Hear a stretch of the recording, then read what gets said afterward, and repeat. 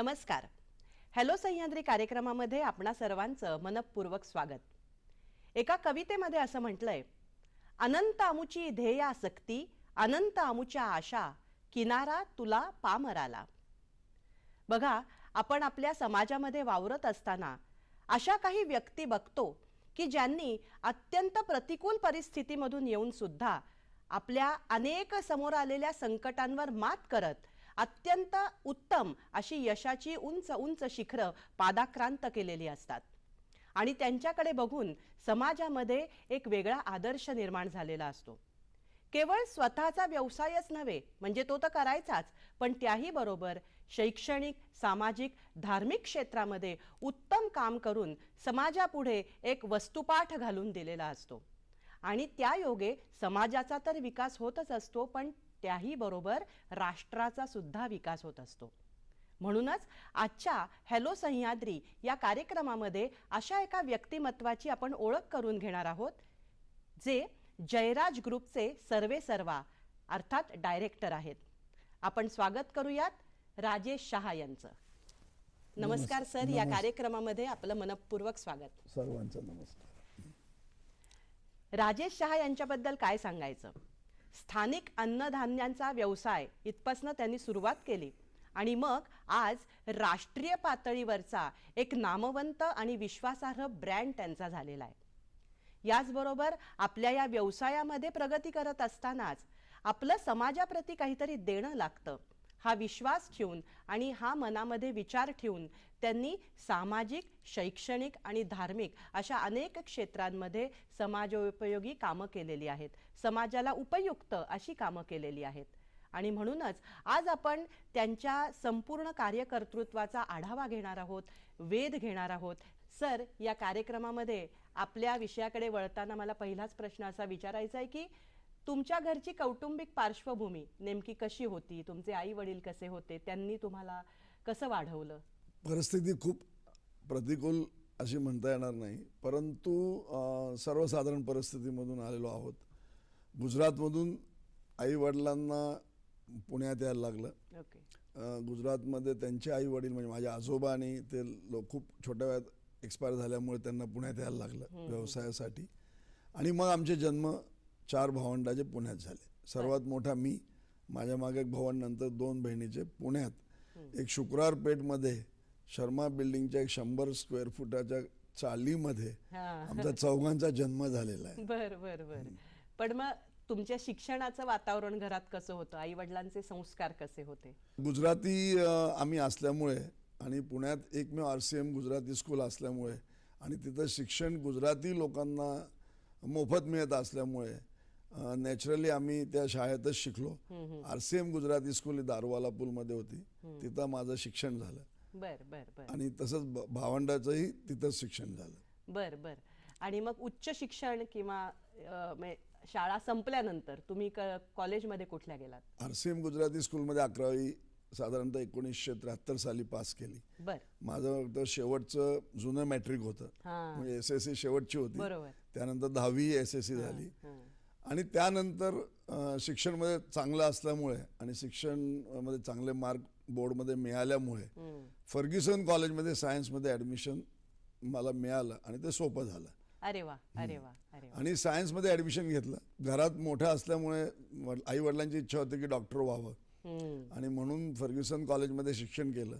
2 वर्ष खूप मेहनत घेतली, परंतु तेव्हा पुण्यात एकमेव BJ मेडिकल कॉलेज होतं आणि मेरिटवरच तिथं ॲडमिशन मिळत होतं. आणि FY BSc मध्ये 1% कमी मिळाल्यामुळे मेडिकल कॉलेजमध्ये ॲडमिशन मिळालं नाही. डॉक्टर होण्याचं स्वप्न होतं. तर डॉक्टर होण्याचं स्वप्न तेव्हा होतं आणि म्हणजे खूप मनापासून सगळ्यांची कौटुंबिक इच्छा होती की डॉक्टर व्हावं, पण ते होऊ शकलं नाही. मग पुढे काय केलं. तो मार्ग बंद झाल्यानंतर तो मार्ग बंद झाला. त्यानंतर 1975 साली वडिलांचा व्यवसाय होता, तांदळाचा व्यवसाय होता. त्यांनी गेल्या म्हणजे 15 वर्षापासून ते शुक्रवारपेठेत तांदळाचा व्यवसाय करत होते. माझा विचार केला की आता BScच करायचं आहे आणि कॉलेजमध्ये 2 तास किंवा 3 तासच जायचं आहे, तर वडिलांना व्यवसायामध्ये सहकार्य करावं. खूप चांगला वडिलांचा व्यवसाय नव्हता, परंतु असं मला वाटलं की जर मी सहकार्य केलं तर त्यांना मदत होईल. म्हणून 1975 साली BSc बरोबरच तांदळाच्या व्यवसायामध्ये मी उतरलो आणि 1975 साली जेव्हा व्यवसाय सुरू केला तेव्हा असं वाटलं मला की खरा जो घाऊक व्यवसाय आहे तांदळाचा किंवा धान्याचा हा भवानीपेठ आणि नानापेठमध्ये आहे. बरोबर. म्हणून असं वडिलांना मी सांगितलं की जर आपल्याला व्यवसाय जर आता चांगला करायचा असेल आणि वाढवायचा असेल तर भवानीपेठेत एक आपण जागा घ्यायला पाहिजे. आणि म्हणून आम्ही नंतर भवानीपेठमध्ये एक जागा घेतली आणि भवानीपेठेत व्यवसाय स्थलांतर केला. बरं, पण एक त्याच्यामागे प्रश्न असा येतो सर की तुम्ही इतके हुशार होतात शालेय लेवल पासूनच, तर मग पुढे उच्च शिक्षण घ्यावं असं नाही का वाटलं, का वडिलांच्याच व्यवसायात उतरावं? BSc पूर्ण झालं. हां. त्यानंतर मी सांगितल्याप्रमाणे भाऊ आणि 2 बहिणी होते, त्यांचे शिक्षण होतं, त्यांचाही खर्च होता आणि वडिलांची एवढी आर्थिक परिस्थिती चांगली नव्हती की त्या चौघांचं शिक्षण होऊ शकेल. म्हणून मी MSc युनिव्हर्सिटीमध्ये ॲडमिशन सुद्धा घेतलं. 1 महिना युनिव्हर्सिटीमध्ये गेलो, परंतु जेव्हा वडिलांकडे बघितलं तेव्हा असं वाटलं की ते फी भरू शकणार नाही आणि त्या परिस्थितीमध्ये मग मी MSc करायचं टाळलं किंवा नाही गेलो MSc मध्ये आणि मग व्यवसायामध्ये लागलो. बरोबर. आणि व्यवसाय करत असताना सुद्धा भवानीपेठेत जेव्हा व्यवसाय करायचा स्थलांतर जेव्हा विचार केला तेव्हा शुक्रवार पेठेतला वडिलांचा जो तांदळाचा व्यवसाय होता तो एक शाह पोपटला लहिरालाल आणि कंपनी एक वेगळ्या नावाने होता. पण असं वाटलं की जर भवानीपेठेत जायचं असेल तर हे नाव चालणार नाही, व्यवसायात काहीतरी वेगळं नाव आणायला लागेल. आणि म्हणून तेव्हा वडिलांच्या सहकार्याने आणि सगळ्यांच्या त्यांच्या मित्रांच्या मदतीने जयराज आणि कंपनी ही कंपनीची स्थापना भवानीपेठेत 1975 साली केली आम्ही. वा वा. पण मग पुढे तांदूळ बंदीचं एक संकट आलं मध्ये. हो, ते काय नेमकं होतं? 1975 साली जेव्हा जयराज आणि कंपनी केली, म्हणजे जयराजमध्ये असं आहे की जय म्हणजे लहान भावाचं नाव जयंत आहे, बर, त्याचे 2 शब्द, माझ्या राजेशमधले 2 शब्द, असं जयराज आणि कंपनी ही स्थापना तेव्हा केली. पण 1967 ते 1977 तांदळाची पानबंदी होती, म्हणजे महाराष्ट्राशिवाय बाहेरचा तांदूळ येत नव्हता. बर. म्हणून आम्ही मग 75 साली भवानीपेठेत गेल्यानंतर तांदूळ जो लोकल तांदूळ विकत होतो त्याबरोबर पोहा आहे, मुरमुरा आहे, जे मध्य प्रदेशमधून येत होतं, त्याचाही घाऊक व्यवसाय सुरू केला. आणि मग 1977 साली महाराष्ट्राने प्रांतबंदी उठवली आणि मग घाऊक व्यवसाय तांदळाचा सुरू झाला. आणि मग मध्य प्रदेश आहे, आंध्र प्रदेश आहे, बऱ्याच राज्यातून तांदूळ घाऊक आपण भवानीपेठेत आणायला लागलो आणि त्याच्यामध्ये उतरलो. बर. पण मग आता 1981 मध्ये तुम्ही मार्केट यार्ड मध्ये गेलात, तर नेमका भवानीपेठ ते मार्केट यार्ड हा प्रवास कसा झाला?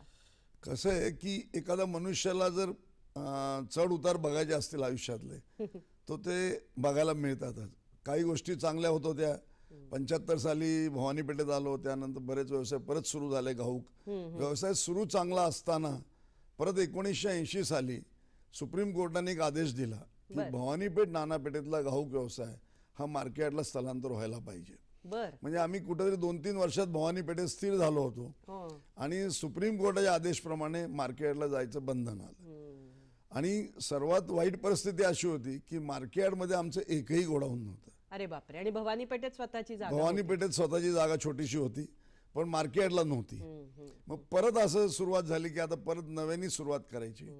मग मार्केटला 1981 साली जाऊन परत एक भाड्याचं गोडाऊन घेऊन आणि व्यवसायाला परत सुरुवात केली. वा. म्हणजे कितीतरी अनेक गोष्टी येत असतात पण त्याच्यावर आपण मात हळूहळू कदाचित परिस्थितीनी, कदाचित आपल्या पॉझिटिव्ह अशा विचारसरणीने सुद्धा करत जातो आणि तेव्हा काही पर्यायही नसतो त्याला. पर्यायच नव्हता, मूळ म्हणजे पर्याय नव्हता. पर्यायाशिवाय काय म्हणजे मार्गच नव्हता. व्यवसायाला शेवटी असं होतं की व्यवसाय भवानीपेठेत गेल्या गेल्या लगेच व्यवसाय सुरू झाला नाही. कारण का जे गोडाऊन मिळालं ते जिथं घाऊक तांदळाचे व्यवसायाचे गोडाऊन होते तिथं मिळालं नाही. जिथं गुळ बाजार होती मार्केट यार्डमध्ये गुलटेकडी येथे तिथं गोडाऊन मिळालं. अरे बापरे. मग त्यामुळे धान्याचा व्यापार तिथं होत नव्हता. अशा बऱ्याच मात करायच्या वेळ आल्या, परिस्थिती तशी येत होती. खूप चांगले वाईट अनुभव मिळाले त्यामध्ये. आणि नंतर 1983 साली जे गोडाऊन भाड्याने घेतलं होतं ती जागा सोडून जिथं तांदळाचं घाऊक मार्केट आहे म्हणजे 5 नंबर लेन मध्ये, बरोबर, तिथून मी 1983 साली एक जागा परत दुसरी भाड्याने घेतली आणि तिथून जयराज आणि कंपनीची जर खरं म्हटलं तर ती सुरुवात झाली. वा. तुमची ही यशस्वी घौडदौड आपल्याला याही पुढे ऐकायची आहे, तुमचे अनुभव आम्हाला ऐकून घ्यायचेत. पण प्रेक्षक हो, तत्पूर्वी घेऊयात क्षणभराची विश्रांती. नमस्कार. हॅलो सह्याद्री कार्यक्रमामध्ये पुन्हा एकदा आपणा सर्वांचं मनपूर्वक स्वागत. आपण चर्चा करतोय, संवाद साधतोय राजेश शहा यांच्याशी, जे प्रसिद्ध व्यावसायिक आहेत. सर, तुम्ही आम्हाला सांगितलं की भवानी पेठेमधनं तुमचा प्रवास मार्केट यार्ड पर्यंत कसा झाला. एक जाणून घ्यायला आवडेल की तुम्ही तर रितसर असं कुठलंही ट्रेनिंग घेतलं नाही व्यवसायाचं, किंवा ज्या खाचाखोचा असतात, आता अनेक ठिकाणी व्यवसायाची शिक्षण देणाऱ्या कोर्सेस निघालेत, तर ते नेमकं कसं मग तुम्हाला जाणवलं किंवा त्याचा अभ्यास कसा केला? परिस्थिती व्यवसाय शिकवते असं मी समजतो. वा वा. म्हणजे तेव्हा असं होतं की हार्डवर्क हे सर्वात मोठा व्यवसायाचं माझ्या दृष्टीने जर शिकायचं असेल तर हार्डवर्क तेव्हा खूप होतं. 18-18 तास तेव्हा काम करायला लागायचं, खूप मेहनत करायला लागायची. म्हणजे आज आता एक वेगवेगळे डिपार्टमेंट झालेत, अकाउंटिंग डिपार्टमेंट वेगळं, मार्केटिंग डिपार्टमेंट वेगळं, सेल्समेन्स वेगळे, पण तेव्हा सगळं एकमेव मनुष्य करायचं. म्हणजे सगळं आपल्याला करायला लागायचं. एक खांबी तंबू लढवायचो. आणि त्या पद्धतीने दोघी भावांनी आम्ही सुरुवातीला खूप मोठी मेहनत घेतली. आणि त्यामुळे हा व्यवसायाला, म्हणजे मी स्वतः आंध्र प्रदेशला जायचो, स्वतः मध्य प्रदेशला जायचो, कर्नाटकला जायचो, तांदूळ खरेदी करण्यासाठी जायचो. बरं, तिथं गेल्यानंतर हॉटेलमध्ये राहणं असंही परवडत नसल्यामुळे दलालाच्या ऑफिसमध्ये रात्री राहणे, किंवा स्टेशनपासून ऑटो रिक्षा नाही करणे, कारण का पायी जाणे, अशा बऱ्याच प्रकारचे ते परिस्थिती शिकवते. आणि जेवढे पैसे वाचतील किंवा जेवढा धंदा वाढत जाईल, ह्या दोघाही भावांचा आमचा प्रयत्न असल्यामुळे हे सगळं त्यांनी शिकवलंय, परिस्थितीने शिकवलंय. पण अशी पण असेल ना की जेव्हा तुम्ही धंद्यामध्ये हे सगळे कष्ट करताय किंवा खाचाखोचा समजून घेतात, त्यावेळेला अनेक मदतीचे हातही पुढे आले असते. हो, आले. कारण त्याशिवाय तुमचं यश किंवा त्याशिवाय तुमची घौडदौड होऊच शकत नाही. 1986 वर्ष हे माझ्या आयुष्यातलं सुवर्ण काळ महोत्सव वर्ष म्हटलं तरी चालेल. सुवर्ण वर्ष म्हणजे एकच दिवशी दिल्लीहून अचानक, मला माहित नाही, मी संध्याकाळी माझ्या ऑफिसमध्ये बसलो होतो, माझ्या गोडाऊनमध्ये तांदूळ विकत बसलो होतो. संध्याकाळी 5 वाजताची वेळ आहे आणि कोहिनूर बासमतीचे मालक संजय अरोरा आणि दावत बासमतीचे मालक विजय अरोरा, आज दोघंही आहेत. ते दोघंही एका फ्लाईटनी दिल्लीहून पुण्याला आले. पुण्याहून डायरेक्ट मार्केटला आले टॅक्सी करून, आणि तिथून माझ्या ऑफिसला आले. क्या बात आहे. मला माहित नाही कुठून त्यांना माझं नाव सांगितलं, कोणी सांगितलं मला माहित नाही, पण ते दोघंही आले माझ्याकडं. तर अर्धा एक तास आम्ही दोघांनी चर्चा केली आणि त्यांनी एकच सांगितलं की आम्हाला कोहिनूर बासमती आणि दावत बासमती ह्याची एजन्सी पुण्या शहरासाठी तुला द्यायची आहे. मला वाटतं कदाचित असा काळ कदाचित परत येणार नाही, येऊ शकत नाही. कुठला विश्वासाने ते माझ्याकडे आले होते. आणि त्या पद्धतीने मी 1986 साली जे मला दोघांचं काम मिळालं, आणि मग जयराज कंपनीचा एक अख्खा काळ बदलला, वेळ बदलली, आणि ती परिस्थिती खूप सुधारली त्यानंतर. बरोबर बरोबर. म्हणजे मोठी सर्वात त्यांची त्यावेळेला मला मदत झाली आहे, दोघांची.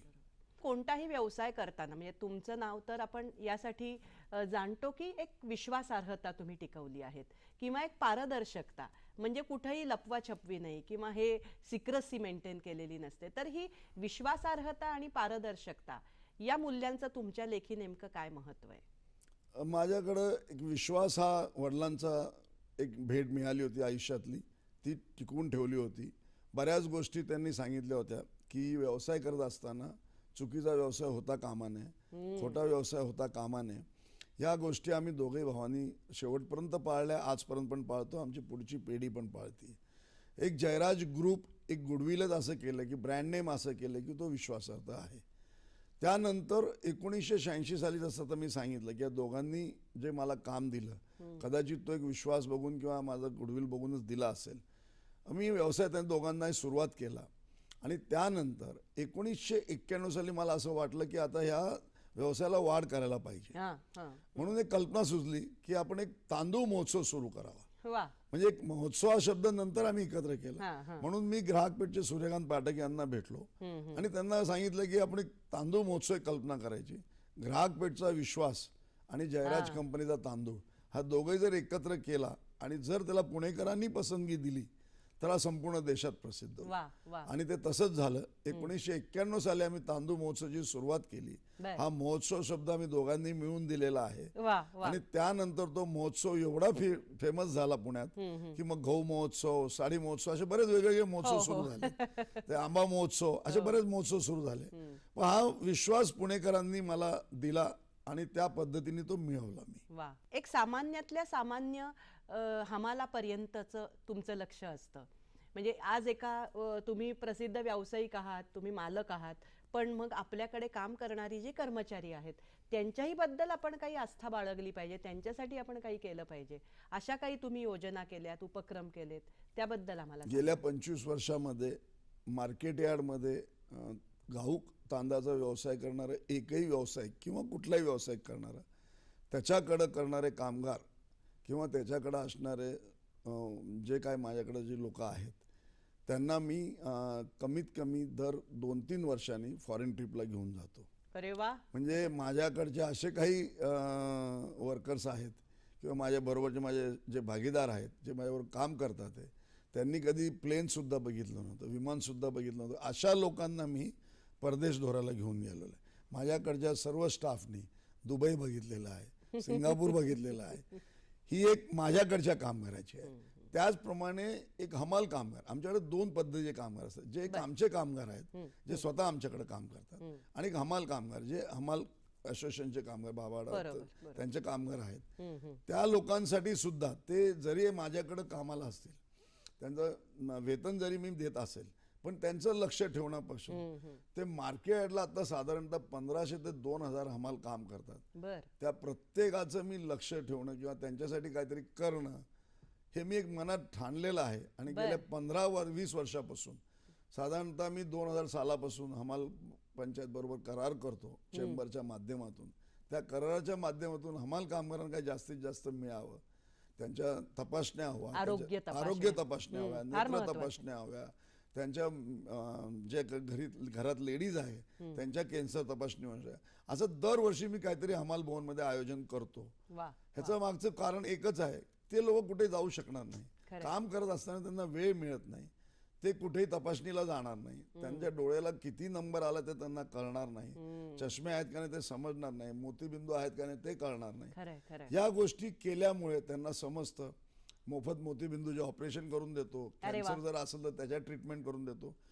मला असं वाटतं की ज्या हमाल कामगार मला जे काय मिळालं आहे त्यात त्यांचा खूप मोठा वाटा. अगदी अगदी. आणि त्या पद्धतीने मी त्यांच्यासाठी काहीतरी करत असतो. वा वा. वैद्यकीय क्षेत्रात जायचं म्हणजे डॉक्टर व्हायचं खरं तर तुमचं स्वप्न होतं, पण ते परिस्थितीमुळे होऊ शकलं नाही. पण आज तुम्ही वैद्यकीय क्षेत्रामध्येही या ना त्या निमित्ताने काही उपक्रमांच्या निमित्ताने कार्यरत आहात, तर त्याबद्दल आम्हाला जाणून घ्यायला आवडेल. मी सांगितलं तसं मला वैद्यकीय डॉक्टर होण्याची खूप इच्छा होती, ती होऊ शकली नाही. परंतु त्यानंतर 2016 साली वडिलांचं कॅन्सरमुळे निधन झालं. म्हणून ज्या गावी वडिलांचा जन्म झाला गुजरातला, तिथं मी एक आयुर्वेदिक कॅन्सर बरा करायचं एक चॅरिटी हॉस्पिटल त्यांच्या निमित्ताने करावं, त्या गावात काहीतरी करावं, कारण त्या गावाच्या सराउंडिंग 15-20 किलोमीटर एकही हॉस्पिटल नाही. अरे बापरे. म्हणून मी 2016 साली त्यांच्या निधनानंतर एक कॅन्सरचं आयुर्वेदिक कॅन्सर बरा करता असं एक चॅरिटी हॉस्पिटल आई वडिलांच्या नावाने केलंय. डॉक्टर होण्यापेक्षाही मला डॉक्टरकडे एक वळावं असं वाटत होतं, म्हणून मी पुणे हॉस्पिटलमध्ये ट्रस्टी झालो 2016 साली. आणि HV देसाई हॉस्पिटल जे आता मोहम्मदवाडीला आहे तिथं मी आता अध्यक्ष आहे. तिथं आम्ही रोज साधारणतः आता पुण्यामध्ये लोकांना माहिती असेल नसेल माहीत, 200 मोतीबिंदूचे ऑपरेशन रोज करतो. रोज पुणे शहरामध्ये हे कदाचित लोकांना माहिती नसेल. आणि त्यातलं त्यात विशेष म्हणजे त्या 200 ऑपरेशनमधून 150 ऑपरेशन आपण रोज मोफत करतो आणि 50 ऑपरेशन सबसिडाईज करतो. जे कोणी ऑपरेशन करायला येतात त्यांनी जे काय देतील ते घेतो. अशा पद्धतीने HV देसाई आय हॉस्पिटल मोहम्मदवाडीला चालवतो. त्याचा मी अध्यक्ष आहे, एक ट्रस्ट आहे. आणि अशी एक सेवा, वैद्यकीय सेवा सामाजिक करता करण्यात यावी एक पहिल्यापासून इच्छा होती, ती आता पूर्ण होती. व्यवसाय आपला सांभाळून या सगळ्या गोष्टी तुम्ही त्याच वेळेला करत आहात, म्हणजे मला असं वाटतं की आपण समाजाचं काहीतरी देणं लागतो, ही भावना तुमच्यामध्ये प्रखरपणे दिसते.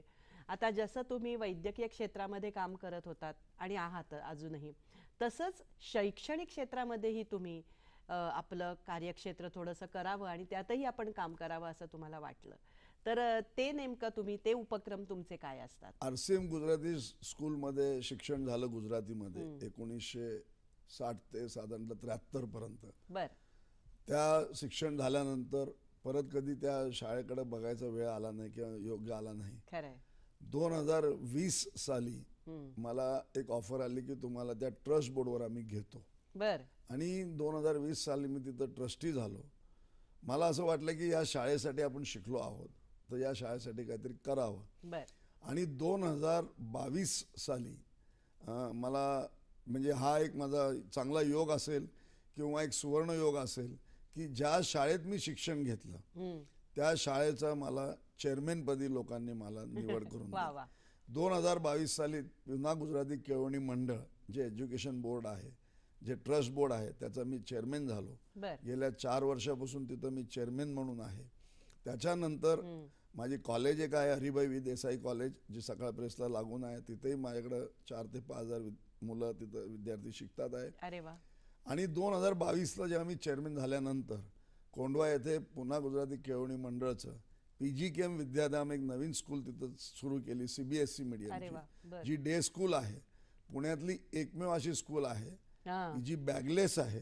अरे वा. मुलांना बॅग घेऊन जायची नाही हा. आणि बॅग त्यांना आणायची नाही. हा. आणि त्याचप्रमाणे डब्बा सुद्धा आणायचा नाही, जेवण सुद्धा माझ्या शाळेत मी देतो. वा वा. अशा पद्धतीची एक नवीन कल्पना करून एक स्कूल चालू केली, जी PGKM विद्याधाम कोंढवाला आहे. 4 वर्ष झाले ते एक शाळा आहे. आज पुन्हा गुजराती केळवणी मंडळाकडे 10,000 मुलं माझ्याकडे शिकतात आहे. हो. आणि मी माझं एक भाग्य समजतो की ज्या शाळेत मी शिकलो, माझे वडील शिकले, त्या शाळेचं चेअरमॅन मला होता आलं. संधी मिळाली. आणि आज मी असं समजतो की जे काही माझ्याकडे विद्यार्थी शिकतात ते कसे चांगल्या पद्धतीने शिकावे, नक्कीच. त्यांना कसं चांगलं शिक्षण मिळावं, ह्याचा मी रोज प्रयत्न करत असतो. प्रेक्षक हो, सरांच्या व्यावसायिक यशाबरोबरच शैक्षणिक आणि वैद्यकीय क्षेत्रामध्ये सुद्धा अनेक उत्तमोत्तम कामं ते करतायत. आपण ते जाणून घेतच आहोत, याही पुढे घेणार आहोत. पण तत्पूर्वी घेऊयात क्षणभराची विश्रांती. नमस्कार. हॅलो सह्याद्री कार्यक्रमामध्ये पुन्हा एकदा आपणा सर्वांचं मनपूर्वक स्वागत. आपण चर्चा करतोय प्रसिद्ध व्यावसायिक राजेश शहा यांच्याशी आणि त्यांच्या आयुष्यामध्ये त्यांनी कोणकोणत्या अडचणींना तोंड दिलं आणि त्या अडचणींना तोंड देता देता कार्यकर्तृत्वाची नवीन शिखरं कशी पादाक्रांत केली, हा सर्व आढावा आपण त्यांच्याशी गप्पा मारतोय आणि त्यातून घेतोय. तुम्ही सांगितलं की शैक्षणिक क्षेत्रामध्ये तुम्ही कसे आलात आणि तुमची जी अर्धवट राहिलेली वैद्यकीय शिक्षणाची इच्छा होती, आज तुम्ही आयुर्वेदिक महाविद्यालय स्थापन केलेलं आहे. जसं शैक्षणिक क्षेत्र झालं, वैद्यकीय क्षेत्र झालं, त्याचप्रमाणे तुम्ही सामाजिक क्षेत्रामध्ये सुद्धा अत्यंत प्रामाणिकपणे कार्य करतात. तर त्याबद्दल आम्हाला जाणून घ्यायचं आहे. 1986 मी जसं सांगितलं, जो माझ्यासाठी सुवर्ण वर्ष होतं. बरोबर. त्याच वर्षाची एक घडामोड. मी 1986 साली माझ्या ऑफिसमध्ये होतो. पुणा मर्चंट चेंबरची एक निवडणूक होती बर. आणि पुणा मर्चंट चेंबरमध्ये 9 सभासद निवडून द्यायचे होते. साधारण तेव्हा 300 घाऊक व्यापारी होते, ते मतदान करणार होते.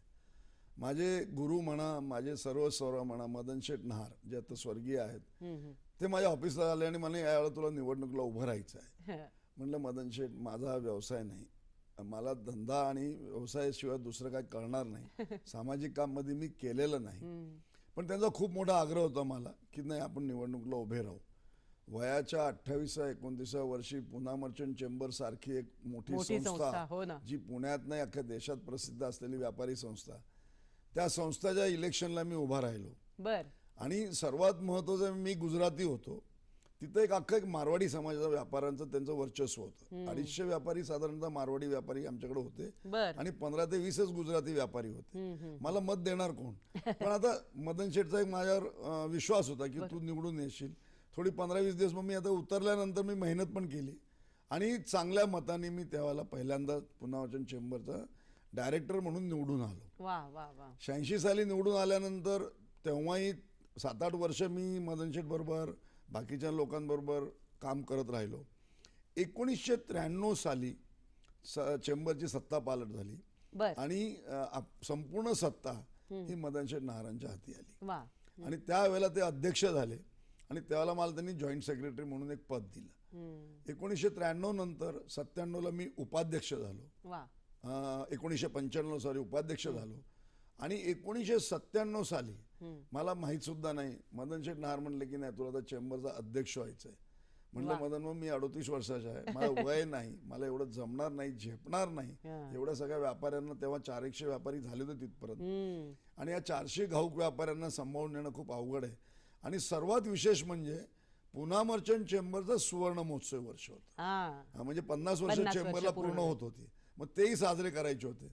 पण अशा परिस्थितीत त्यांनी माझ्यावर खूप मोठी जबाबदारी टाकली. ती जबाबदारी मी घेतली, चांगल्या पद्धतीने पेलली. 1997 साली पुणा मर्चंट चेंबरमध्ये बऱ्याच काही गोष्टी मी सुरू केल्या. म्हणजे एक सुंदर असं स्त्री कामगार एक योजना चालू केली, ज्या आमच्याकडे महिला झाडू येतात त्यांच्यासाठी एक महिला कामगार योजना सुरू केली.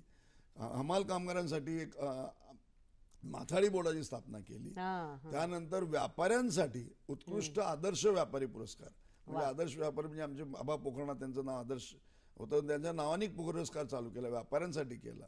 महाराष्ट्रातील व्यापाऱ्यांसाठी पुरस्कार सुरू केला. अशा बऱ्याच गोष्टी मी 97 साली केल्या. चेंबरचं अख्खं बिल्डिंग सुधारलं, बऱ्याच गोष्टी त्याला मला करायला आल्या. आणि एक नक्की केलं होतं पण, की सामाजिक काम करत असताना, कुठलंही काम करत असताना त्यातला आपला स्वार्थ, म्हणजे जो जयराज ब्रँडनी कमवलेला आहे किंवा आपल्या लोकांनी विश्वास टाकलाय, ते कधी घेणार नाही. जर आपण करायचं असेल तर स्वतः करायचं, पण लोकांकडून काय अपेक्षा करायच्या नाही. त्या पद्धतीने एक सामाजिककडे वळलो. खूप मोठं त्यानंतर 2016 पर्यंत पुणा मर्चंट चेंबरमध्ये काही ना काही पदावर राहून कामं केली. बरोबर. पण या सगळ्या इतिहासामध्ये एक फार महत्वाची घटना, जी तुमच्या कारकिर्दीतला एक मानाचा तुरा आपण म्हणू शकू, ही Guinness Book of World Records मध्ये नोंद झाली. तर तो नेमका क्षण काय होता, ती तुमची कामगिरी काय होती, ते आम्हाला नक्की सांगा. 1998 साली पुण्यात थोडासा दुष्काळाची परिस्थिती होती, आणि तेव्हा कलेक्टर होते आपले श्रीनिवासजी पाटील. त्यांनी पुणा मर्चंट चेंबरच्या व्यापाऱ्यांना बोलवलं आणि त्यांनी सांगितलं की तुम्ही या वर्षी दिवाळीला काहीतरी एक 5-10 हजार किलो मिठाई किंवा काहीतरी तुम्ही बनवून द्या, आणि ह्या वेळेला आपण जे काही गरीब वस्तीमध्ये लोक आहेत त्यांना आपल्याला, मला कलेक्टरच्या माध्यमातून ती पोस्ती करायची. मग मी भवानी पेठेत एक विचार केला. भवानी पेठेतच होतो आम्ही, कारण का बरंच आपण ऑफिस आमचं भवानी पेठेतमध्ये होतं, काही व्यापारी भवानी पेठेत होते. भवानी पेठेत कच्छी लोहाणा एक वाडी होती, तिथं आम्ही ते कार्यालय घेतलं. एक महाराजला बोलवलं, 5,000 किलो साखर आणली, 5,000 किलो साखर आणली, 5,000 किलो बेसन आणलं, आणि साधारण त्यांनी आम्हाला 5,000 किलो मिठाई सांगितले होते. पण आम्ही सगळ्या व्यापाऱ्यांनी तेव्हा फंड काढून 20,000 किलो लाडू बनवून, तर महाराजांनी कल्पना दिली की नाही, लाडूच बनवू, लाडू सोपं आहे, आणि हे कोणी बनवू शकत नाही बुंदीचे लाडू, शक्यतो महिलांना ते अवघड आहे म्हणून आपण बुंदीचे लाडू बनवू. ते 1988 साली बुंदीचे लाडूची सुरुवात झाली. त्या वर्षी आम्ही कलेक्टर साहेबांना ते दिले, त्यांनी सगळ्यांना वाटले. पण असं वाटलं की आपण दरवर्षी दिवाळीला ही योजना सुरू करावी. आणि मग 1988 नंतर आजपर्यंत हे लाडू चिवडा आणि ही आमचा जो चेंबरचा जो प्रकल्प आहे दिवाळीचा, तो सुरू आहे. त्यामध्ये विशेष म्हणजे 2007 साली, म्हणजे 20 वर्ष त्या सतत चालू असल्यामुळे लिम्का बुक मध्ये आमची नोंद झाली 2007 साली.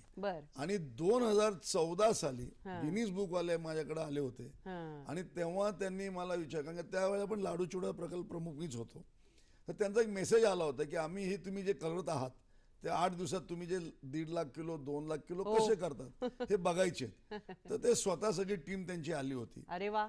त्यांनी इथे येऊन सगळे ते 5 दिवस राहून संपूर्ण तो प्रोजेक्ट बघितला, आणि त्यानंतर त्यांनी मला 2014 मध्ये पुणा मर्चंट चेंबरला आणि राजेश शहाला गिनीज बुक मध्ये त्यांनी नोंद केली. कारण लाडू चिवडाचा असा उपक्रम कुठेही होत नव्हता, आणि हा सतत 25-26 वर्ष कुठेही झाला नाही, म्हणून गिनीज बुक मध्ये त्याची माझी नोंद झाली.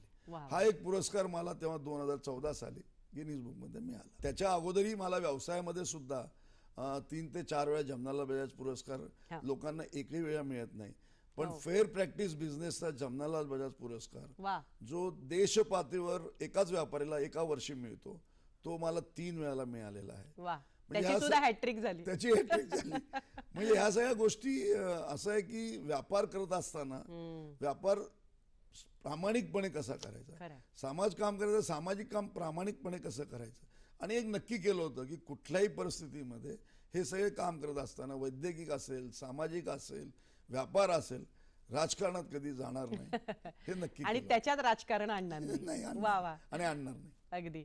प्रेक्षक हो, व्यावसायिक यशाबरोबरच इतर सर्व क्षेत्र ही प्रामाणिकपणे आपण जर कार्य करत असू तर त्याच्यामध्ये आपल्याला कसं यश मिळू शकतं याचं एक उदाहरण आपण बघतोय. आणि आपण सरांशी चर्चा करणारच आहोत, पण तत्पूर्वी घेऊयात क्षणभराची विश्रांती. नमस्कार. हॅलो सह्याद्री कार्यक्रमामध्ये पुन्हा एकदा आपणा सर्वांचं मनपूर्वक स्वागत. तुम्ही फार एक छान सांगितलं की गिनीज बुक ऑफ वर्ल्ड रेकॉर्डमध्ये जी नोंद झाली ती तुमच्या कार्यकर्तृत्वाची तुम्हाला मिळालेली दाद आहे असं म्हणायला हरकत नाही. पण या व्यतिरिक्त तुम्हाला डॉक्टरेट सुद्धा मिळाली आहे. त्याबद्दल आम्हाला जाणून घ्यायला आवडेल. गेल्या वर्षी 1 वर्षापूर्वी मी कॉलेजमध्ये चेअरमॅन असल्यामुळे तिथं त्यांनी बायोडाटा मागवला होता. बर. आणि त्याप्रमाणे कॅलिफोर्निया युनिव्हर्सिटीनी संपूर्ण 1 वर्षभर तो बायोडाटा मागवला होता माझा. त्यानंतर त्यांच्याकडून कॉलेजमध्ये आपण काय करता, हॉस्पिटलमध्ये काय करता, ते सगळं त्यांनी तो रेकॉर्ड मागवला होता. आणि ते सगळा रेकॉर्ड बघून एक सामाजिक काम तुम्ही चांगलं करता म्हणून त्यांनी कॅलिफोर्निया युनिव्हर्सिटीनी 15 जानेवारीला मला PhD दिली. अरे वा. आणि ती त्यांनी कॅलिफोर्नियाला बोलवलं होतं की तिथं येऊन घ्यायची आहे. पण त्यानंतर त्यांचा मेसेज आला की आम्ही दिल्लीला येत आहोत, टीम येत आहे, तर आपल्याला दिल्लीला देऊ म्हणून 15 जानेवारी 2025 रोजी वा मला डॉक्टरेट पदवी मिळाली. वा, म्हणजे वैद्यकीय क्षेत्रातले डॉक्टर नाही झालात तरी डॉक्टरेट म्हणजे डॉक्टर हे तुमच्या समोर लागलेलं आहे. लागलंय. आणि कॅलिफोर्निया युनिव्हर्सिटी बरोबरच म्हणजे आता कसं झालं की 2 युनिव्हर्सिटीने माझ्याकडं हे केलं होतं की आपण आमच्याकडं हे बायोडा पाठवा. पण बर्लिंग्टन युनिव्हर्सिटीला मी पाठवला नव्हता कारण का एक कॅलिफोर्निया युनिव्हर्सिटी चालू होतं आणि त्यांनीच असं मला सांगितलं की जिथपर्यंत आमचं होत नाही आम्ही तिथपर्यंत जाणार. पण मग बर्लिंग्टन युनिव्हर्सिटीनीही सुद्धा तो बायोडा घेतलेला होता. मग त्यांना म्हटलं नाही मला PhD आता ऑलरेडी कॅलिफोर्निया युनिव्हर्सिटीकडून मिळालेली आहे तर ते रास्त होणार नाही. मग बर्लिंग्टन युनिव्हर्सिटीनी गेल्या महिन्यामध्ये मला डिलीट ही पदवी मिळाली. वा वा वा. आणि त्याच्याबरोबर एक गोल्ड मेडल बरोबर देऊ असं म्हणून ते बर्लिंग्टनला त्यांनी ही पदवी मला मिळाली. अरे वा. म्हणजे एका वर्षातच 2दा डॉक्टरेट होण्याचा मान मिळाला. मी हे समजतोय सगळा मान सन्मान जे आपण सामाजिक काम करतो नक्कीच. आणि प्रेमाने करतो, सच्चाईने करतो, ह्याच्या सगळ्या पावत्या आहेत. अगदी खरं आहे. मी एक आत्ताच गुजराती समाजासाठी म्हणजे आता जेव्हा सामाजिक काम करत असताना काहीतरी करावं आपल्या समाजासाठी. आता बऱ्याच गोष्टी सामाजिक केल्या, शैक्षणिक केल्या, वैद्यकीय केल्या. बरोबर. एक गुजराती समाजासाठी काहीतरी करावं म्हणून 1990 सालापासून कोंढवामध्ये एक गुजराती समाज एक जागा पडून होती. बर. आणि ती कोणी वापरत नव्हतं किंवा काही करत नव्हतं. मला असं वाटलं की तिथं आपण काहीतरी करावं.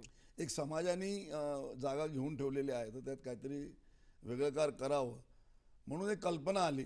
एक ट्रस्ट बोर्ड आमचा गुजराती समाजाचा आहे. आमचे चेअरमॅन नितीनभाई देसाई आहेत. त्यांच्या मार्गदर्शनाखाली आम्ही 4 वर्ष गेले सतत एक प्रोजेक्ट उभा केला बर. की इथं एक स्पोर्ट्स अँड कन्व्हेन्शन सेंटर सुरू करावं आणि त्यामध्ये सगळ्या स्पोर्ट्स आणाव्या. देशाचं भविष्य आता पुढच्या पिढीचं युवा पिढीचं स्पोर्ट्स आहे म्हणून मी तिथं 4 एकर जाग्यामध्ये 30 स्पोर्ट्स आणलेले आहेत. अरे वा. आणि ते सगळे आंतरराष्ट्रीय दर्जाचे स्टेडियम केलेले आहेत. वा. आणि त्याचं मी म्हणजे मी असं म्हणत नाही हा. एक ट्रस्ट बोर्डनी केलेलं आहे पण माझं नाव तिथं देण्यात आलं कारण की एक मी मोठं दान दिलं कारण का एखाद्याने दान दिल्याशिवाय कुठलं उभारणी होत नाही, कार्याची उभारणी होत कारणाची नाही. उभारणी बरोबर, होत नाही. म्हणून माझ्या संस्थेवतीने जयराज ग्रुप वतीने मी ते दान दिल्यामुळे बाकीच्या बऱ्याच लोकांनी दिल्यामुळे त्याला आता Jayraj sports and convention centre हे क्या नाव बात है. देण्यात क्या आलं. बात. गेले 4 वर्ष त्यात खूप मोठ्याने काम करून ते उभं झालेलं आहे.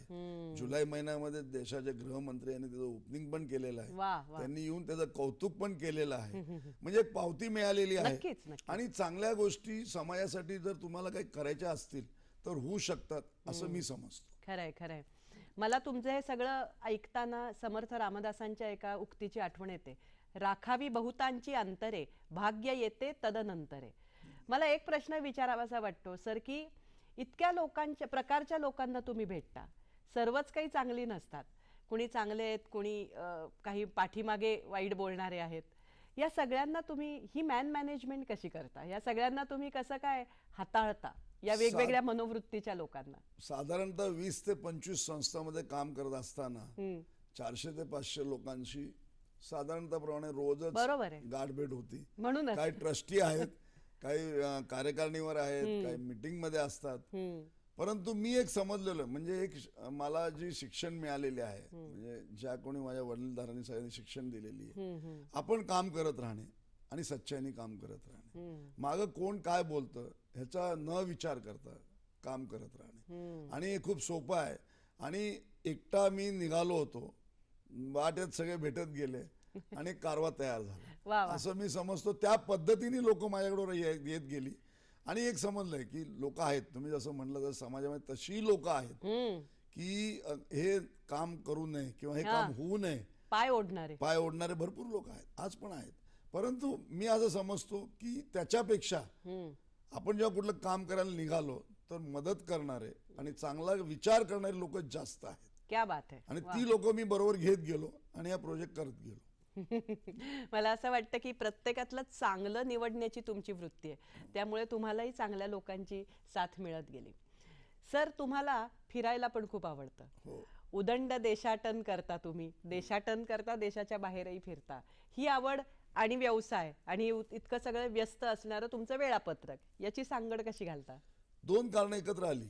माझा एक तर व्यवसाय तांदळाचा होता आणि तांदूळ जगभर हा वापरला जातो किंवा वापरतात लोक जगभर.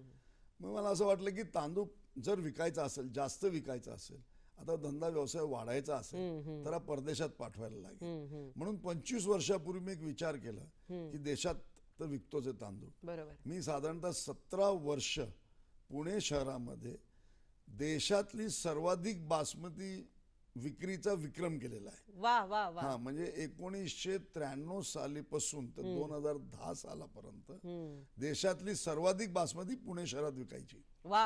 हा, याचा विक्रम झालेला आहे. तर हा सगळ्या कारणाला कसं कारण आहे की मी असं विचार करत होतो की नुसती पुणे शहरात तर काय एवढी बासमती विकणार, हो बरोबर आहे, विकायची आहे तर मग कुठेतरी जायला लागेल, कस्टमर शोधायला लागेल. मग मी परदेशात जायला लागलो. म्हणजे ज्या गोष्टी अमेरिका आहे, युरोप आहे, लंडन आहे, ऑस्ट्रेलिया आहे, इथे मी जायला लागलो. जाण्यासाठीचा उद्देश दोन कारण होते. एक तर फिरणं होतं आणि सर्वात महत्त्वाचं व्यवसाय कसा वाढवता येईल, व्यवसाय कसा वाढेल ह्याचा विचार करत होतो. खरंय. म्हणून जगभर गेल्या 25 वर्षात फिरलेलो आहे. जगातलं कदाचित कुठलाही देश राहिलं नसेल की मी तिथं गेलो नाही. खूप आवड बी होती, फिरत पण होतो आणि व्यवसायाचा पण फायदा बघत होतो. अगदी. म्हणजे व्यवसायाच्या निमित्ताने तुम्ही सुरू केलं, पण सगळ्या देशांमध्ये तुमचं फिरणं झालं. हो, नंतर ती खरंच आवडच निर्माण झाली. क्या बात आहे. हे सगळं करत असताना आता तुम्ही तर म्हणलात म्हणजे 46 वर्षापूर्वी साधारण तुमचा हा प्रवास सुरू झाला, व्यावसायिक प्रवास. 50 वर्ष झाली. तर मग हाही सुवर्ण महोत्सव म्हणायला हरकत नाही. वा. 75 साली सुरुवात झाली. हा, म्हणजे 2025 मध्ये आपण बोलतोय. अगदी, म्हणजे हाही सुवर्ण महोत्सव तुमच्या व्यवसायाचा आहे. तर या 50 वर्षामध्ये अनेक चढ उतार तुम्ही पाहिलेत आणि तुमच्या मागे म्हणजे वडील होते, पण तसा खंबीर असा गॉडफादर कुणी नव्हता जो तुम्हाला मार्गदर्शन करेल. पण आजकालच्या तरुणांना, जेव्हा आपण आजकालच्या तरुणांबद्दल बोलतो, त्यांना मात्र अशा पद्धतीच्या मार्गदर्शनाची गरज असते, किंवा असं जर कुणाचं आपल्याला मार्गदर्शन मिळालं, सल्ला मिळाला तर बरं आहे. तर तुम्ही या नव्यानी व्यवसायामध्ये घालणारे जे कोण तरुण आहेत की त्यांच्याकडे फार काही आर्थिक परिस्थिती चांगली नाहीये, किंवा पण इच्छा आहे, उमेद आहे व्यवसायात यायचं, अशासाठी एकतर तुम्ही स्वतःच रोल मॉडेल आहात, पण त्यांना तुम्ही काय सांगू इच्छिता? 2-3 गोष्टी आता आहेत. व्यवसायाची एकतर आता पद्धत बदलत चालली आहे. पूर्वी एक 50 वर्षापूर्वी मी सुरू केलेला व्यवसाय, 25 वर्षापूर्वीचा व्यवसाय आणि आजच्या व्यवसायामध्ये खूप मोठा तफावत झालेला आहे. आता अख्खं मॉडेलच बदललेलं व्यवसायाचं. आता मॉल कल्चर खूप मोठ्या प्रमाणात आलेला आहे. बराचसा घाऊक व्यापार हा मॉल कल्चरने कव्हर केलेला आहे. त्यामुळे हे आता मार्केट यार्डमध्ये येऊन व्यापार घाऊक करतील ह्यात थोडी शंका आहे. बरोबर. आणि जरी आले तरी त्यांना कितपत यश मिळेल हे एक अवघड प्रश्न आहे. परंतु काळाप्रमाणे जर बदलला व्यापारी आणि काळा पद्धतीने जर गेलंय, कारण मी तसंच विचार करत होतो की कसं करावं. आता मी 1975 साली व्यवसाय सुरू केला, त्यानंतर 90 साली मी एक विचार केला की महोत्सव सुरू करावा. त्यानंतर 95 साली मी विचार केला की 1 किलो 5 किलो पॅकिंग मध्ये तांदळामध्ये यावं. ही कल्पना जेव्हा मी आणली तेव्हा लोकांनी मला वेड्यात काढलं होतं. आणि हे नवीन होतं तेव्हा सगळंच. 25 आणि 50 किलो विकणारा तांदूळ घरात 25-50 1 किलो 5 किलो कोण घेणार. पण आज ती काळाची गरज आली. छोटे कुटुंब झाले, 1 किलो 5 किलोच्या वरती जास्त कोणी घेत नाही. पण तुम्ही जर काळाप्रमाणे बदलत गेला, निर्यात आता मी सुरू केली, निर्यात आता चांगली आहे, चालू आहे. तांदळाची, अशा पद्धतीने जर बदलत गेला तर व्यवसाय सोपा पण आहे. पण एक नक्की सांगतो की आजची जी पिढी आहे ती जी पद्धतीने आम्ही मेहनत घेतली होती किंवा आम्ही केली होती त्या पद्धतीने करायला इच्छुक नाही आहे. परंतु जर कोणी असेल आणि त्याला जर खरोखर व्यवसाय करायचा असेल तर त्याला मी मार्गदर्शन द्यायला तयार आहे. प्रेक्षक हो, काळाची पावलं ओळखून आपण आपल्या व्यवसायामध्ये बदल करायला पाहिजे, हा अत्यंत मोलाचा सल्ला सरांनी आपल्या या व्यवसायामध्ये नवीन येऊ इच्छिणाऱ्या तरुणांसाठी दिलेला आहे. आपण त्यांच्याशी चर्चा करणारच आहोत, पण तत्पूर्वी घेऊयात क्षणभराची विश्रांती. नमस्कार. हॅलो सह्याद्री कार्यक्रमामध्ये पुन्हा एकदा आपणा सर्वांचं मनपूर्वक स्वागत. आपण चर्चा करतोय राजेश शहा यांच्याशी. मला आता असं वाटतं की तुमच्या कारकिर्दीचा हा सुवर्ण महोत्सव आहे आणि यावेळेला ह्या सगळ्या क्षेत्रामध्ये उत्तुंग कामगिरी करताना घरचा किल्ला सुद्धा अभेद्य असणं गरजेचं आहे.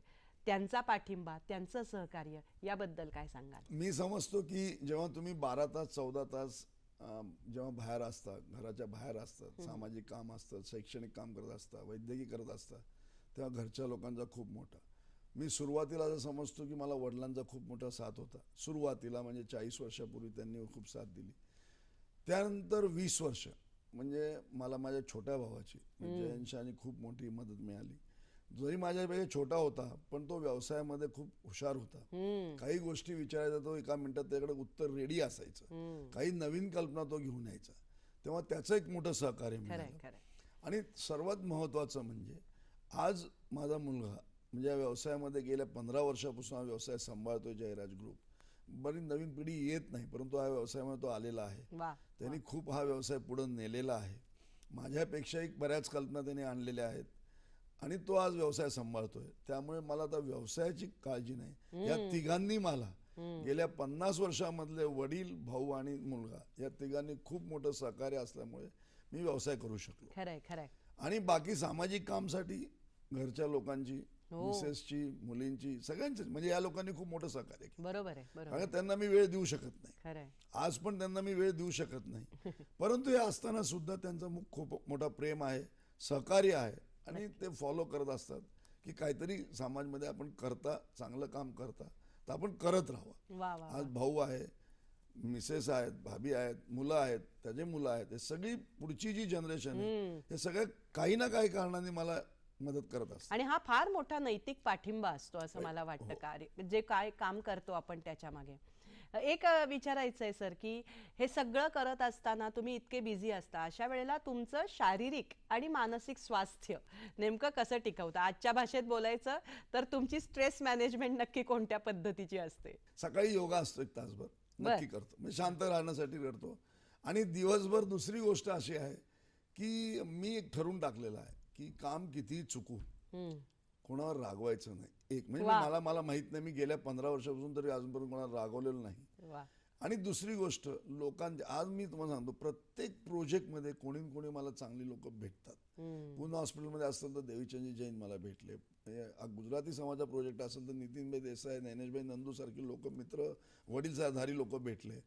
हे भेटणे हे आपल्या स्वभावाचे गुण आहेत म्हणून ते भेटतात. ती लोक तर समाजामध्ये होती, ती मला का भेटली तर माझ्या स्वभावामुळे मला भेटली. ह्या लोकांनी आज माझ्याबरोबर राहणे, चेंबरमध्ये मदनशेठ असतील किंवा कुठलंही सोशल वर्क किंवा मी सामाजिक काम करतो. माझ्या गुजरातच्या हॉस्पिटलमध्ये डॉक्टर भावसार म्हणून आहेत, त्यांनी मी 16ला जेव्हा हॉस्पिटल करायचं ठरवलं चॅरिटी, ते अहमदाबादला डीन होते आयुर्वेदिक युनिव्हर्सिटीमध्ये अहमदाबादच्या. त्यांनी एका दिवशी रिझाईन केलं आणि माझ्याकडे ते जॉईन झाले. आज ते 10 वर्ष एकही रुपया न घेता माझं अख्खं हॉस्पिटल गुजरातचं ते चालवतात. ही लोक भेटतात तुम्हाला जर तुमचे स्वभाव तुमचा चांगला असेल, ही लोक आपोआप येतात. आणि हे धन्य लोक आहेत, हे बरोबर माझ्याबरोबर आहेत. आणि म्हणून मी असं समजतो की माझा जो प्रवास आहे त्या सगळ्यांचा, कुटुंबीय असतील, माझे मित्र असतील, माझे गुरु असतील, माझा भाऊ असेल, या माझा मुलगा असेल, या सगळ्यांचा खूप मोठा सहकार्य. खरंय खरंय. तुम्ही म्हणलात आता नवीन पिढी तुमच्या व्यवसायामध्ये आलीच आहे. आता काही भविष्यकालीन योजना आहेत किंवा अशा काही गोष्टी आहेत की ज्या राहून गेल्यात आणि करण्याची इच्छा आहे? एक इच्छा होती की परदेशात आपलं ऑफिस असावं. मग मी म्हणजे माझ्या मुलांनी 5 वर्षापूर्वी न्यू जर्सी येथे आपलं स्वतःचं ऑफिस केलेलं आहे. आणि सर्वात महत्त्वाचं म्हणजे तो आपला एक महाराष्ट्रीयन मनुष्य तिथं चालवतोय. खरंच म्हणजे हे एक, अभिमानाची गोष्ट आहे. आणि माझ्या नावानेच जयराज आदि ग्लोबलच्या नावाने परदेशात आपली कंपनी आहे, ऑफिस आहे.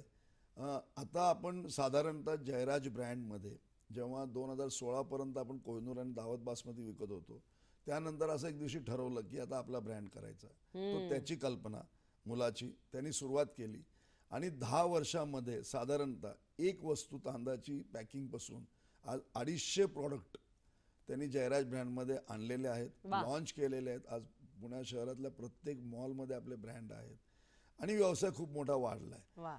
आणि माझी एकच इच्छा आहे की घराघराच्या प्रत्येक किचनमध्ये जयराजचे प्रॉडक्ट जावे, ही एक इच्छा आहे. क्या बात आहे. कार्यक्रमाच्या शेवटाकडे येताना मला एक असा प्रश्न विचारायचा आहे की आपले जे प्रेक्षक आहेत ते समाजाच्या सगळ्या स्तरातले आहेत, व्यावसायिकच असतील असं नाही, पण बाकीच्याही क्षेत्रातले असतील. एक यशस्वी ब्रँड म्हणून तुम्ही आज ओळखले जाता आणि एक गिनीज बुक सारख्या एक रेकॉर्ड पण तुमच्या नावावर आहे. तर या तुमच्या सगळ्या यशस्वी प्रवासानंतर तुम्ही आमच्या प्रेक्षकांसाठी काय मोलाचा संदेश देऊ इच्छिता? मला असं वाटतं की आपण आयुष्यामध्ये जे काही करणे आहे किंवा कमवणे आहे हे वयाच्या काही वर्षापर्यंत मर्यादित. गव्हर्नमेंटनी पण 58 वर्ष ही एक रिटायरमेंट वय दिलेलं आहे. वयाच्या 60 वर्षापर्यंत लोकांनी आपल्या फॅमिलीसाठी, कुटुंबासाठी कमवावं किंवा व्यवसाय करावा, नोकरी करावी. परंतु एकंदरीत 60 वर्षानंतर आपण काहीतरी समाजाचे देणे आहोत. मी असं म्हणत नाही की प्रत्येकानेच रुपयाच्या माध्यमातूनच सामाजिक सेवा करता येते, असंही नाही. काही चांगल्या संस्थांमध्ये आपण वेळ पण देऊ शकता, काही चांगल्या संस्थांमध्ये आपण स्वतः जाऊन काम करू शकता. अशा काही वयाच्या 60 नंतर प्रत्येक व्यक्तीने एक सामाजिककरण जर करायचं ठरवलं तर पुणे काय देश आपला सुधरू शकतो. समाजमध्ये जाऊन आपण चांगल्या गोष्टी करू शकतो, वैद्यकीय करू शकतो, शैक्षणिक करू शकतो. अशा बऱ्याच गोष्टी आपल्याला करता येतात. कारण का होतं काय की मी कशाला करावं हा जो एक आपल्या मनातला विचार आहे सोडून द्यायला पाहिजे. आणि प्रत्येकाने जे काही युवा पिढी तर करतच आहे, पण माझं असं म्हणणं आहे की आपल्या वयाच्या लोकांनी समाजामध्ये उतरून खूप मोठं दान कुठल्याही पद्धतीने, मग ते आपण कुठल्या पद्धतीने दान देतोय महत्त्वाचं नाही, आपला वेळ हा द्यायला पाहिजे असं मला वाटतं. वा. प्रेक्षक हो, केल्याने होत आहे रे आधी केलेची पाहिजे असं आपण नेहमी म्हणतो आणि ऐकतो. खरंच आपल्या आयुष्यामध्ये जगत असताना आपण आपलं पोट भरण्यासाठी नोकरी करत असतो, व्यवसाय करत असतो, हे तर आहेच आहे. पण आपल्याकडे आपल्या पूर्वजांपासनं समाज ऋण नावाची एक कल्पना आहे आणि हे समाजाचं ऋण फेडण्यासाठी तुम्ही वयाच्या कोणत्याही टप्प्यावर त्यासाठी प्रयत्न करू शकतात. आज आपण राजेश शहा सरांच्या माध्यमातून अशा एका व्यक्तिमत्वाची ओळख करून घेतली की स्वतःचा व्यवसाय जपतानाच त्यांनी समाज ऋण फेडण्यासाठी विविध प्रकारे हर प्रकारे प्रयत्न केले, करत आहेत आणि ते याही पुढे करत राहतील. यातनं आपण प्रेरणा घेऊन आपणही समाजासाठी खारीचा का होईना आपल्या पद्धतीने वाटा आपल्याला उचलता येईल का असा विचार जर आपण या कार्यक्रमाच्या शेवटी करायला लागलात तर या कार्यक्रमाचं तेच फलित असेल असं मला वाटतं. सर, तुम्ही आमच्या हॅलो सह्याद्री कार्यक्रमामध्ये आलात याबद्दल तुमचे दूरदर्शनच्या वतीनं मी मनपूर्वक आभार मानते. मी सुद्धा आपले आभार मानतो.